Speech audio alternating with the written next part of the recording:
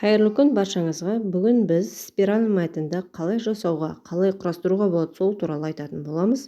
Алдымен Google-ға Festisite деп жазамыз.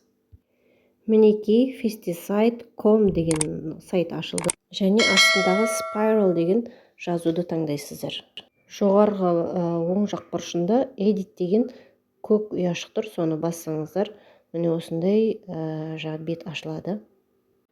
Бұл жерде шеңбер тәріздес, жұмыртқа тәріздес, және жүрекше тәріздес, неше түрлі пішіндер көрсетілген. Соны өздеріңіздің қалауларыңызға қарай жұмыртқа тәріздес, жүрекше тәріздес пішіндерді, толқын тәріздес пішіндер бар, шеңбер тәріздес пішіндер бар. Соның өздеріңіздің қалауларыңызға қарай таңдап қоя бересіздер. Астыңғы жағында превiew деген батырма тұр, соны басып, өздеріңізге қажетті тексті осы жерге орналастыра бересіздер. Және де осы астыңғы бөлігінде circle, яғни шеңбер керек болса, circle'ды таңдайсыздар. Жұмыртқа тәріздес пішін керек болса, онда egg деген батырманы таңдайсыздар. Мінекей қазір мына жерде текст жазып жатырмын.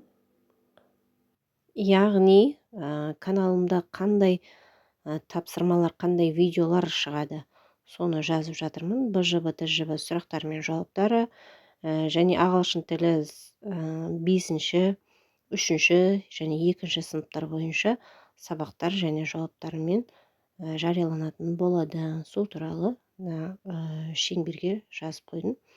Және circle, яғни шеңбер пішінін таңдадым. Сонымен превьюді таңдадым. Превьюді таңдап, жаңағыдай жаза бересіздер. Жазып болғаннан кейін download деген ұяшықты басып, жасаған жұмыстарыңызды осы компьютерлеріңізге немесе ноутбуктарыңызға осылай сақтап аласыздар. Осы Festisite сайты арқылы өздеріңізге қажетті оқушылардың сабаққа деген қызығушылығын арттыратын керемет дүниелер бар. Яғни ребустар, лабиринт, жүрекше пішінді етіп жасауларыңызға болады. Видео пайдалы болса, каналға тіркеліп, лайк, комментарий қалдырып кетіңіздер. Сау болыңыздар.